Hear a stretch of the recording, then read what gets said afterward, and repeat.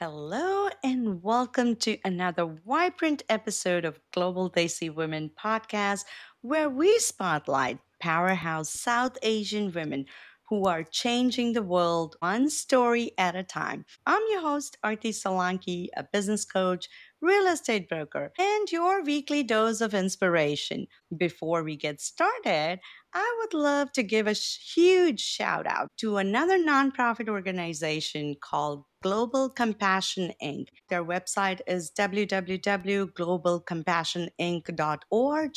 They have done amazing job. They've been doing drilling water wells in India, Africa. They have projects in Ukraine. They support education and community outreach. And I personally know this amazing couple who has started this organization, Indira Auntie and Uncle Ed. So please, I will highly appreciate your support. And now, please join me in welcoming Dr. Jin Malhotra, a veteran senior gynecologist with Indian Army with over 23 years of experience, a director at, she might correct me with the pronunciation, Women Wellness Consultant, a TEDx speaker, motivational leader, and the proud Mrs. India Subcontinent 2024. She has served at so many elite medical institutes, including the Army Hospital, Research and Referral in Delhi, and held academic leadership positions such as Associate Professor at the Apex Hospital and Assistant Professor at the Army College of Medical Science. Dr. Gunjan is not only a healing force in the world of women health, but also a beacon of empowerment, blending her medical excellence with her passion for motivating and mentoring others. Dr. Gunjan represents everything this podcast stands for: a fearless leadership, passionate service, and empowered womanhood. Yay! I love that. So grab your cup of chai and let's get started. Dr. Gunjan, it's an honor. It is such an honor to have you on our show. Welcome, welcome. Jai Hind, ma'am. And Hey, him. I am completely choked and, such a, in fact, I'm humbled with the kind of introduction you have given. And I have been seeing your Insta posts, the kind of energy you have, and the way you have been encouraging women. It is really not about the man behind a successful woman. I think it is a woman behind a woman who can actually uplift and empower. Actually, I don't like this word empower because I feel women are already empowered. That's What so needs true. to be actually got out is that you just need to tap that thing into them, that they are much ahead of anyone else. I'm not saying that we are ahead of men. I'm not a feminist, but I do believe that we don't know the kind of strength we have inside us and how much we can stretch and become successful or go behind our goals and just achieve about everything. And it, That is it so holds true. good for not just women. I think it holds good for just everybody.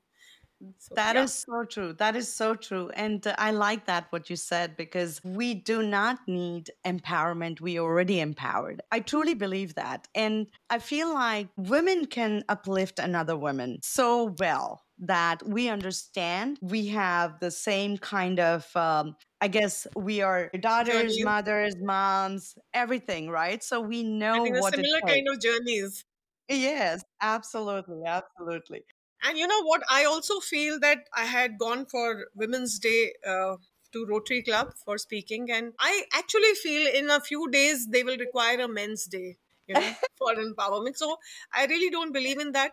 If you see in a urban society, even in India, the girls who are at 19, 20, I get a lot of patients of that age group. They Mm. are much smarter than what we used to be. They are very, Mm. very focused. They are very Yeah. goal oriented, and it Yeah. is amazing to see that. Yeah. And Like you said, they know that how to achieve their goals. There are a lot of times as a coach, I get people who come to me at a younger age, like you said, in their 20s, and they already know what they want to achieve in their life. I don't recall when I was that age, I had something like, oh, I want, of course, we have desires, but that's different from having goals, right? So Absolutely.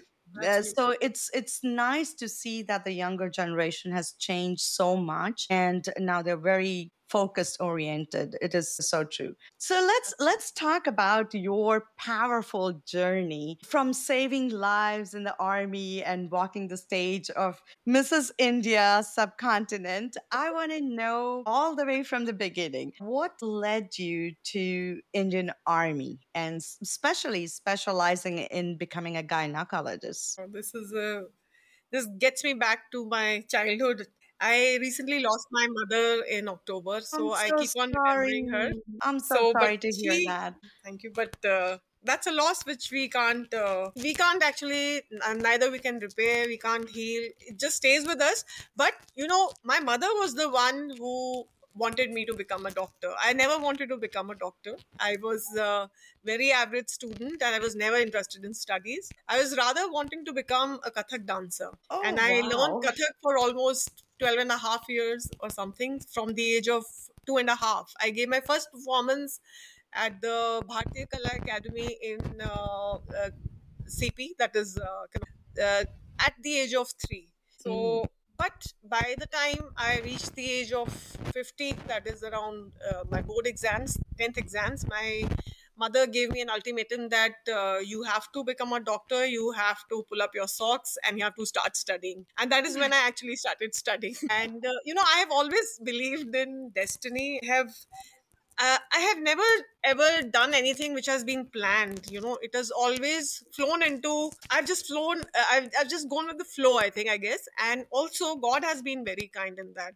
So it's, you can say, it's the divinity, it's the luck, it is my mother's wish, or all of these things which curved a path for me, which I'm now traveling. Which it is very inspiring for even me when I see you and many of the women who have taken this flag up for creating that environment that women come up and talk about Mhm. their stories and they inspire others. Every person, be it a woman or a man, at the age of 50, my age, they must be having so many stories to tell. They must be having Yeah. such a journey from which you will get so much of inspiration. Even the Yeah. Didi who works with me, she has brought up her children on her own. The husband did nothing, and she Wow. belongs to a poor society. But that is also so inspiring. Yeah. She worked very hard to get where she is. Yeah. So I started with, you must have seen this movie Laksh, in which Hrithik Yeah. Roshan is completely lost what he needs to be. I was exactly like this. So I never wanted to become a doctor. And That kind of reminds me of the song, right? That's a cute song. So I, in my medical college, I was quite okay in my studies. After 10th, I picked up and I started studying. In 3 months, in the board exams, I scored about 80%. So I thought, maybe let me give it a try, and I should pursue her dreams. In today's times, if I ask my son to do something, he'll say, please keep away. I'll do what I Yeah. have to do, which is also a good thing. Yeah. Our kids are much more, I feel, much more intelligent and much focused. So I went to the medical school. I was a good student. There I met my husband. He's now in army, and he's not left the army, and so we are happily married. He's not here, and he's posted at Agra. You must be knowing Taj Mahal. So a lot of Wow. Americans and all the people around the world come to see Taj Mahal. Yes. So he's posted there. He's a colonel. So then at that time, when we actually applied for various jobs and all, we even applied for UPSC, but we couldn't get it together. It was the Oh. only the short service which we cleared together, and we never wanted to go in different ways. We were too much in love, so we wanted to be together. So that is how our army journey started. Oh, By wow. then, my sister-in-law, my husband's sister, Mamta Sareen, Colonel Mamta Sareen, she was posted, her first posting was in MH Roorkee, Military Hospital Mm. Roorkee. and we went to meet her to see how the army life looks like, because we never had the habit of getting up early and having that Right. discipline. But the moment I saw her in uniform, and when we reached her camp, there were people who were saluting her. I was completely awed. I said, I have to become this. I went with that Wow. mind that I will wear the uniform, I'll wear the uniform sari, I will look very glamorous. That is how I started. But when I actually wore the uniform, things changed for me. And through the years, now that I am out of army, my patriotism has gone to another level. Yeah. It all started there, and I really didn't have to do much. After 4 years, when I finished, I became a major. I had to decide whether to take a short service or a permanent commission. I had a fight with my commanding officer, because by that time I was full blown pregnant, and he said that you can't go for your interview, short permanent commission interview. And I told him I will go. Why I can't go? It's just a physiological condition. And they changed the entire rules for that. They said that women who are pregnant can apply for a permanent commission. Wow. There were two of us, one more girl, Geeta Nair. She also got through the permanent commission, and that is how the journey started. I never wanted to become a permanent commission officer, because everybody was in Delhi, so we thought we'll come back to Delhi. But it just happened on its own. The destiny took its own turn. And then, Wow. of course, I wanted to always become a gynecologist. I used to see my mother. My mother had a practice of 50 years. My Wow. center, which is known as Gyneca now, is dedicated to her. I was never to open that also. But just when about a year back, she developed Alzheimer's, and she could only remember about her clinic. So one fine day, after I got all the money from my DSOP and after retiring, I opened up the shutter of the shop, which was closed during COVID, as my mother was Mm. a cardiac patient. So I just opened it and I said, I have to start this. And it's Wow. always been like that. For me, Wow. And it's always those been are like the that. best ones, right? Those are the best ones because I feel like that when I started the podcast, it was just like I didn't know nothing about podcasts. I didn't know how to record it. I didn't know how to edit it. I didn't even know where to find anything. And we talked about it and we're like, yeah, we need a voice for women. Let's start it. And that's how I started it. And you're a That's great voice for women. Fantastic.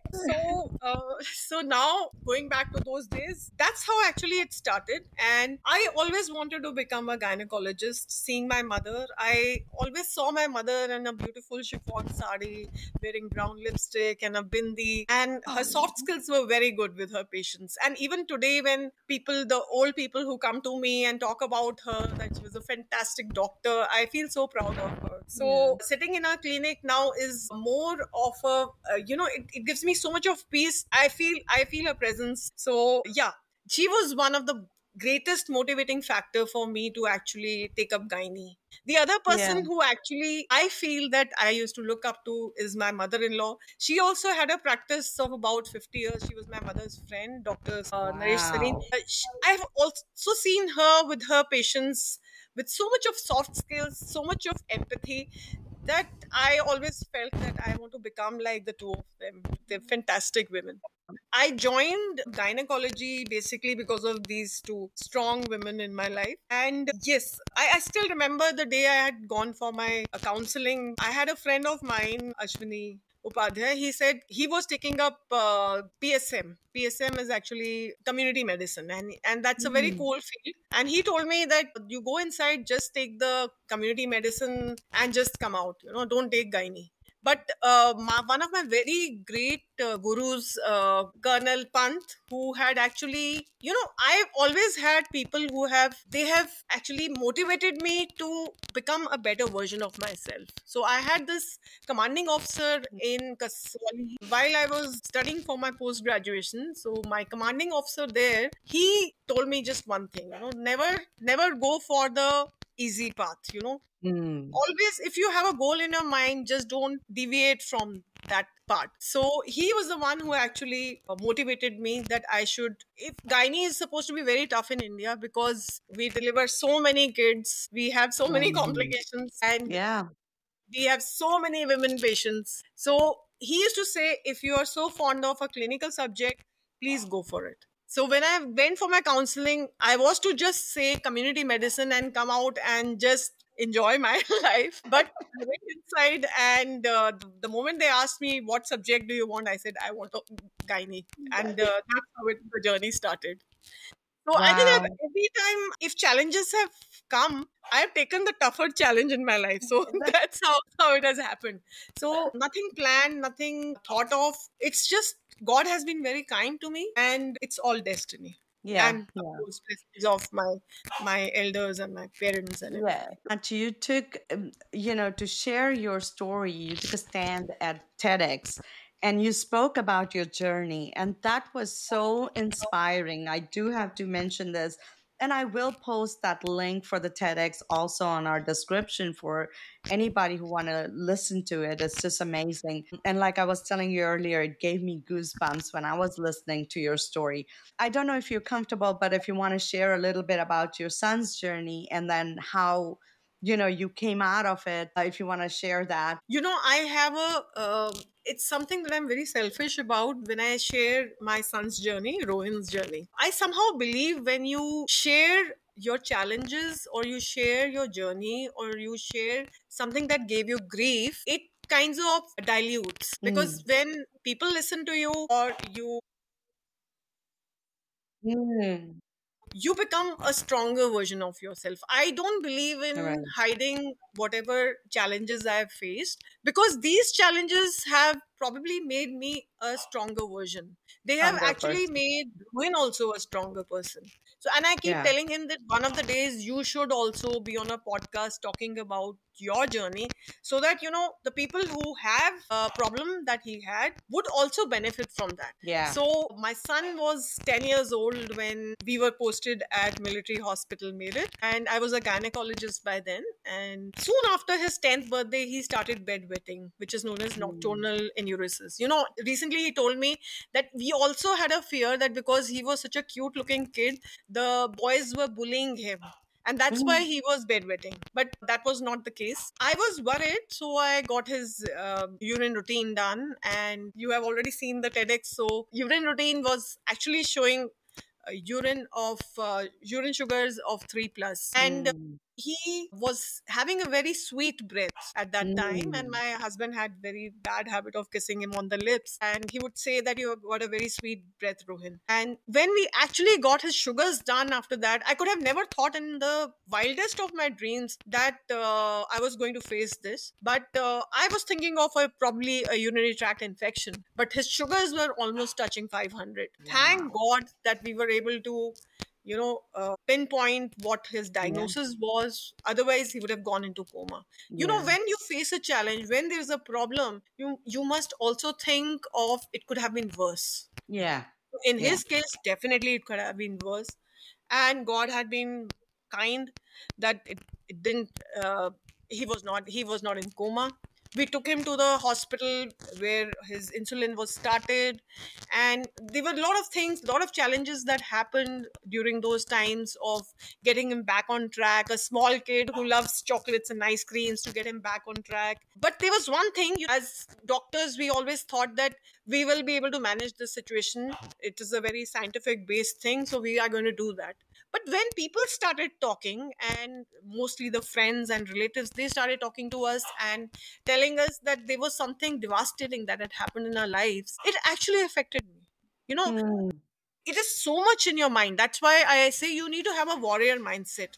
Then when the people started telling me that this experience is devastating, Rohin has got juvenile diabetes, and how are you going to manage all this, I started feeling that there was definitely something very wrong, and how will I manage it. And Mm. that's when I in the morning, when I used to check his sugars, and he's a small baby, so he would wince in pain, and I would actually ask God, please iski bimari mujhe de do. And through Mm. those years, from 2013 till 2020, when my cancer was detected, I kept praying for my illness. I just manifested my own cancer. So Mm. this is a request to anyone who listens to us today, that whenever you're talking to your inner voice, please do not talk negative things. Mm. Talk about good things, talk about Yeah. solutions, talk about getting to your goal, talk about all the good things in your life. Yeah. Talk about having that gratitude towards usse bura ho sakta tha. Right. So always talk about good things, think about good things, manifest good things in your life. Good things, yeah.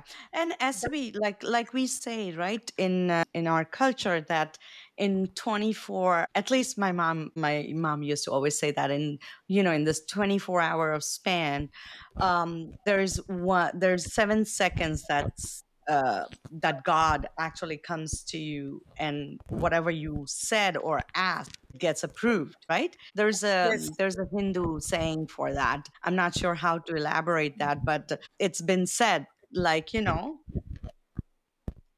24 hours span. in one 7 seconds in that 24 hours, whatever Okay. wish you have, it gets granted. So Correct. always be mindful of what you're wishing for or what Absolutely. you're asking for. And but I mean, even then you came out so strong, and you didn't just get shattered by, even with your cancer, you were like, no, I'm gonna fight it. I heard your TEDx, and so I can say that you came out even stronger, and how you implemented yoga and your exercise routine before your chemo. I would like you to say a little bit about that, because that's definitely inspiring, and especially when you're going through cancer, right? My mom passed away with liver cancer, and so I know what cancer does to your So, body. sorry It to. doesn't matter of what kind of a cancer it is, right? And so I've seen it very up close for her. So when I heard your story, I was like, man, that takes a lot of inner courage to prepare yourself for the chemo and fight it the way you did it. It was just amazing. Thank you so much. But the fact is that, and sorry about your mom. The fact is that in from 2013, when Ruhin was diagnosed, till 2020, I think this particular challenge had made me very mentally strong. I Mm. knew that although in between I had gone on a foreign mission, and I was doing my job as a army officer also. I used to go for temporary duties also, leaving Rohin behind. But I always had this thing in my mind that I have to be there for him. So Mm. when this cancer happened, honestly, I'm not saying this because I fought this cancer. The day it was diagnosed, I more or less knew, with the kind of lump I had in my axilla, and then in 20 days I had a lump in my breast. So ladies, please do your self breast examination every month and take care of Mhm. yourself. So when I felt this lump, these two lumps, I knew that there was something wrong.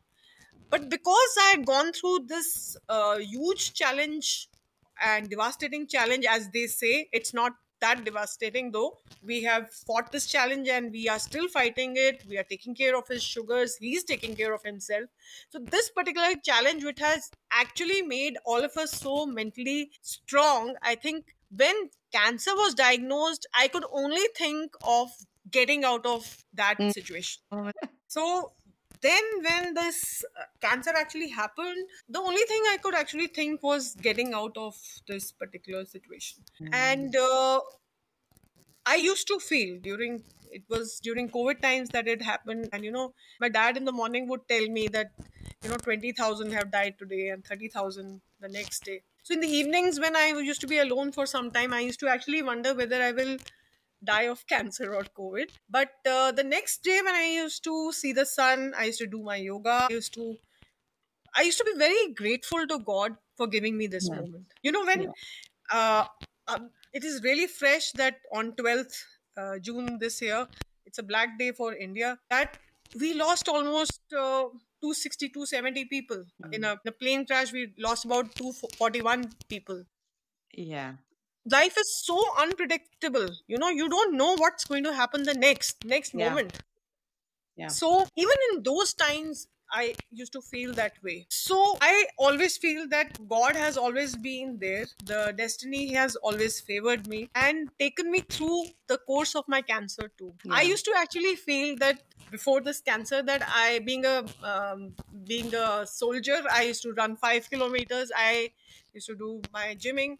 I used to feel I will never do yoga and meditation now. I'll do it only when I'm turned 60. But when my chemo had to start, I knew that as being a doctor, I knew that chemo drugs are really strong and they can really pull you down. So that's Yeah. when I started reading and I came to know that I should be doing yoga and I should be doing meditation. And that is when I started. Mm. I used to meditate.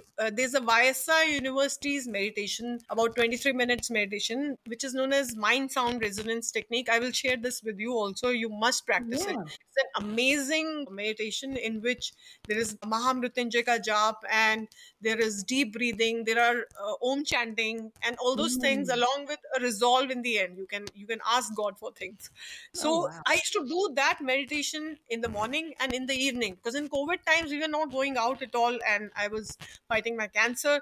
So I used to do that. And for those 7 8 months of my chemo, I'm telling you, Arti, I didn't require even a single medicine for my Mm. side effects. Wow.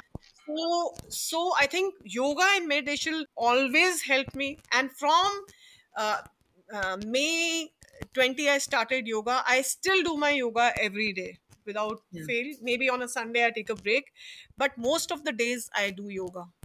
And Yeah. I've started doing calisthenics in between. Because of this calisthenics, I broke my arm also. I got plated also. But then I got up again. And, it is very important to understand that you need to bounce back. Yeah. That is the only option you have.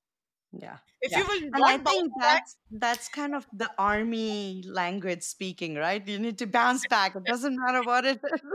absolutely. I think Army has a great role, and I'm really thankful to Army in inculcating a lot of discipline in me. And of course, my mother-in-law, my husband, all of them have always been they're much more disciplined than me as a person. And yeah, I got all those things from the people around me too. Army definitely tells you not to give up. What I've learned in Mm. Army, never to give up. There are situations as an army officer, there are situations when you're posted at those kind of places where there are no civil hospitals and Mm. you're treating patients who come with like in my case, I'm a gynecologist, a burst ectopic. The patient is about 19 years, she's going to die because of hemoperitoneum. You still make the entire effort, the entire team makes an effort, gives the amount of blood that has to be given, the surgery which has to be given. So we it army actually inculcates that feeling of never to give up. Yeah. So Yeah. yeah, it did have this thing. But you know what, at the end of the day, it is the so many people say ki, what is your motivation, what has inspired you? I think it has to come from within you. Within. Yeah. It has to come from within you, that you have to survive a situation. And I'm not saying this because you survived it, but that is the only way. If you will, there are a lot of patients who are connected all across the globe. I have a lot of cancer patients who keep talking to me ki, Mm. what did you do, how do you do manage, how do you manage, and what is your mantra and all that. There's no mantra. It is about yourself. Yeah. Start loving yourself this day, this moment, and you will never look back.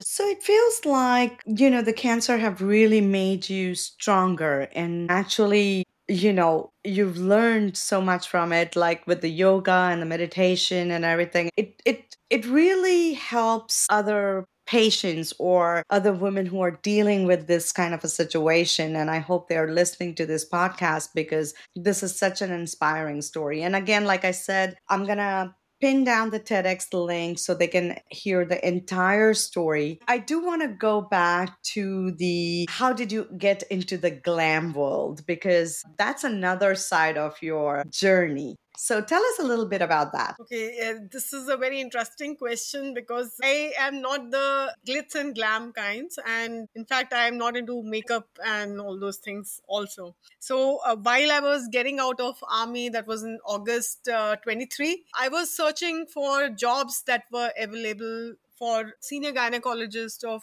my stature, but the kind of money they were paying was very menial. It was very less. So I got very disgusted. The next ad which I saw was ad of Mrs. India Subcontinent 2024, and the registration fees was also like only $10. So I'm a bit conjuice in spending money on such things. So I said, okay, let me put my money in this and see. And you know what? My son has been actor in National School of Drama. He's done as a child artist. He's acted, and he also has a streak of acting in him. So I just wanted to see how media was, like a concerned mother. So I thought, chalo, let's see what comes out of it. What comes out? And that's how I actually auditioned. And there's a very interesting story of the audition also. When I was to go for audition, that was 12th of October 23, and that was India Pakistan match. My son had gone with me, Wow. and we were talking to the lady out there of Glamour Entertainment. She told me it will take about 2 hours, and I had a fear that I'm almost 49. Will I be able to, will it look nice? What will people say that I'm getting into glamour and all these things? So I had a fear. With every challenge, there comes a fear. So I told my son, it's okay. Let's go from here. We'll not miss the match. So that's when he told me, please go inside, face your fear, face the challenge, and see and come out of it Wow. successful. And that's how I actually auditioned. I mean, it's like everything you do it with such a full force and power that it just takes off, right? Like anything you do, you have your full heart, your full power, your full strength, and you nail it. You just get it done. If you have a goal or if you have a vision, it has to be like that. Right. You can't achieve things just sitting and just not being proactive. You have to go and just grab it, get it, and manifest it and just do it. Absolutely, absolutely. So, what advice do you have for young women in India or beyond, whether it's joining military, entering medicine, or simply stepping out of the cultural expectations, right? So, what advice do you have for those young Desi women with big dreams? Out of my own journey, what I learned was, one, manifest the right things. Mm. Don't manifest a cancer, manifest a crown. Yeah. And secondly, be independent. Educate yourself as much as you can. Be educated. I'm not saying just go to the school, but be aware of your surroundings. Be educated. Be financially independent. Work towards financial independence. Once Yeah. a woman is financially independent, I think she has it all. And she'll be only Yeah. financially independent when she's technically skilled, she's educated, she knows her worth. She just needs Yeah. to tap that thing into her, that she can do it. Yeah. So Yeah. just go and get your dreams. That's it. There could be chances in families, especially Indian families, where a woman is expected to be a good daughter in law, good daughter, doing all those Mhm. home chores and everything. But at the end of it, you need to have your own standing. You need to have your own goal, and you need to get your goal. You need to pursue Absolutely. your goal and just go and get it. That's it. Yeah, absolutely. Well said. Well said. So I do have one question about as being a gynec. Over here, we have like annual checkups and we have our pap smears done and we have our breast examination done. And so we do it annually. Is that the same thing in India or people really need to be educated about it, or is it still a little bit of a if I fall sick, if I do need it, then I'll see the doctor? I think it is more of, if I fall sick, then I'll go to the doctor. Mm. It's not as if there is a percentage of people, about maybe 50-60% of women, who are aware in an urban setup. But most of the women, they keep themselves second. They're thinking of their families, they're thinking of their husbands, children. For them, their health comes secondary, which I think is something not to be done. So annual health checkups do happen, but I get certain patients who have an ostrich mentality. If you ask them that, you're gaining so much of weight, you should be doing something about it, you should be getting yourself investigated, they would say, why would I get myself investigated if it turns out to be something? Yeah. People have such a scare of even cancer. Sometimes Yeah. people come to me and say that, is it contagious? My mother-in-law has cancer. Will anyone else get it? So definitely, as a health personnel, as a doctor, it's my duty to, impart that awareness that Mm. it doesn't, and also impart the awareness that every year, yearly health checkups are required. In India, breast cancer is the commonest cancer in women, and Yeah. cervical cancer is the second one. So how many of them actually get the pap smear done? How many Yeah. of us get the cervical cancer vaccine done? Nowadays, awareness is coming, but it needs to be pushed. It really needs to be pushed. Yeah, it needs the more education in the, especially like you said, in the rural areas and the people where I guess they don't have the time and the money to think about themselves and go to the doctor, right? Like that's not Correct. their priority. Their priority is to earn that day, to put the food on the table that day. That's the kind of the living that they're living at. So I their think it's so priorities are much different. about education. I agree with you on this. Education, which will actually make you aware of things, make you communicate, make you think about things, and also take care of yourself. Your body is your own responsibility, even as a woman. Yeah, Your entire family is dependent on you. You are the universe, you are the center of the universe. So if yeah, you're not taking care of yourself, you're not taking care of your body, mind and soul, or even spiritually, then you're lacking somewhere. There are so many absolutely. women who I tell my patients, especially the one from the poorer backgrounds, they tend to have a habit that they cook the food, but they give it to the entire family. They have it late. They have Mm, it, if something is left, then only they have it. I always tell them that they just keep one plate for yourself and then serve the rest of the food. So yeah, unless you are taking care of your body, you are healthy, you'll not be able to take care of your family. So that absolutely, is your absolutely. own responsibility. Yeah, that's so true. And I like the part that you said, take a plate for yourself and then feed the family, because Absolutely. as Indian women, we don't put ourselves first at all. We think like everybody needs to be served before I can be served myself. So I like that part, that put yourself first. That's very nice. I think put So yourself first in anything. yeah, yeah, yeah, yeah. Just anything. Yeah, just anything. Everything should be for you, should be first. Yeah. Like I like where like Karina Kapoor, one of the movies, she says, "I'm my khud ki meri favorite hu." Like you put yourself, Yes, you that love is. yourself, and Yeah, you. yeah, yeah. Absolutely. And you know what? That is my mantra. That is Jab We Met of Geet of Jab We Met. Who so in the morning, every morning I get up, look at the mirror and say that, put a hand on my heart and say, "मैं अपनी favorite हूँ. I love myself." I And that love is it. how you need to start your day. That is the mindset you have to start your day with every Yeah. day, every Yes. moment. Yep. I hope our listeners take this tip, because this will it actually is a game changer. Because I also have my own affirmations that I say in the morning when I wake up. When I look into the mirror, and it helps. It helps you, build your whole day and your positive vibes and everything. So I hope they take this little tiny tip and make it their morning ritual for. Absolutely. And also one more thing which I would like to add is during my son's illness, I actually manifested my cancer. And Yeah. when I won the crown, I actually manifested my crown. I worked for it, but I manifested it. So Yeah. you should know what you have to manifest, what you need to Absolutely. get from life. So manifest the right things. When you talk to yourself, talk positive things, talk good Yeah. things, and they Yeah. will come to you.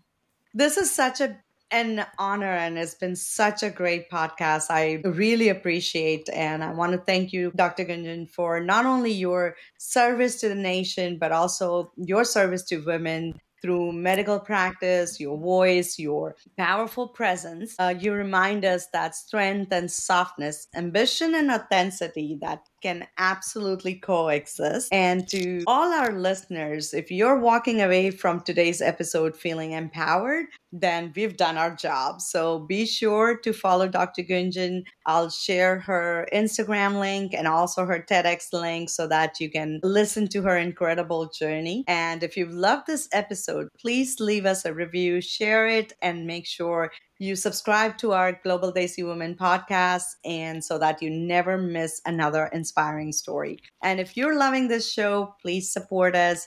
There's a shared link where you can actually buy me a coffee or a tea if you'd like. Signing off, this is your host, Arti Salanki. Until next time, stay bold, stay desi, and keep lifting each other. And most importantly, be kind to yourself and to others. Thank you, Dr. Gunjan. Thank you, thank you, thank you for having me. I'm really honored and humbled. Thanks.